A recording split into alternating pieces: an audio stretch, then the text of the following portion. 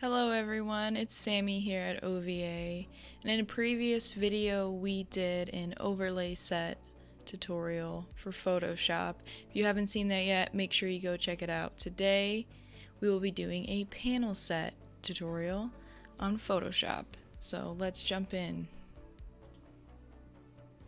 Alright, today we're going to be making this panel set that I have laid out here, and it's pretty simple, but it's a little different, kind of stands out from the rest. So let's jump right into it. We're gonna open a new file here, and our Twitch panel size is going to be 320 by 160 at 300 resolution. And you guys can save that. Alright, so you're gonna start with this blank layer here, and we're gonna add a layer. We're gonna grab the polygon tool and set it to 4 sides. The fill for this doesn't matter, you can choose any color you want, and it's not going to affect the way it's going to turn out in the end. We're going to grab our diamond, hit shift, and just kind of size it down to where we think would be good. Once we have our size, we're going to head over here and grab the rectangle tool, make a new layer, and then let's get us an even rectangle.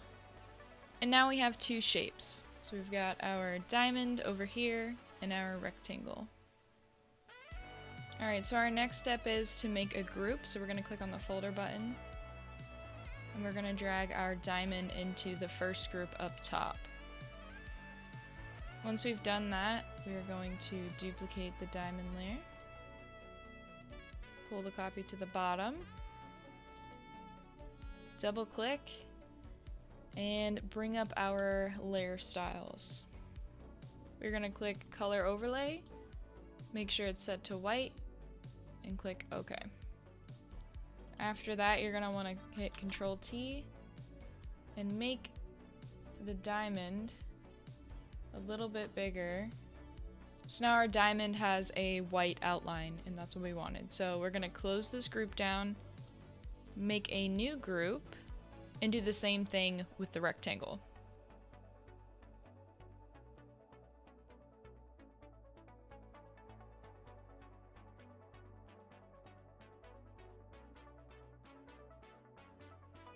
Now that we have our rectangle, we're going to add a little bit of flair to it. So we're going to grab the back layer, which should be white, and rasterize it. We're going to grab our eraser. We're going to zoom in until you can see the grid, and you're going to cut corners out and try to make these as even as possible. Use the grid to help you out, and boom, now we have a little bit of flair. If you go back up to the first group and you grab the back polygon and you pull up your layers menu, you'll be able to add a drop shadow. This drop shadow we want facing to the right. And we should move it over just a little bit. Maybe bring the opacity down, it's a little dark. And bring the spread down just a little bit as well. There we go, now we've got a shadow on our diamond. Now that you have your shapes for your panel set out, you want to grab the background image and drag it in. Now we're going to be using this image twice, so make sure you put one in group 1 and in group 2. So take this background image and put it above everything in group 1.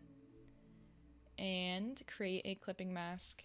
You're going to want to Control T and then just move this to whichever area you like the best. So we'll go with a little bit of purple and blue here in the big spot. Now that this is set, the easiest way to do this is to duplicate the layer for the background and drag it into group 2 at the very top, and then create another clipping mask. And it will just extend, so it will be the same picture all the way across. We can go ahead and hide the background, and here's our panel. It's pretty much done. For some finishing touches, we're gonna create another layer at the top, and this will be group 3. And in this group, you want to create a new layer and add text. For the text, I bring up the layers menu, bevel and emboss, and drop shadow. Now that we have our bevel and emboss and drop shadow on our words, we're ready to add an icon. So drag in an icon from anywhere and size it down to whatever size and throw it inside the diamond.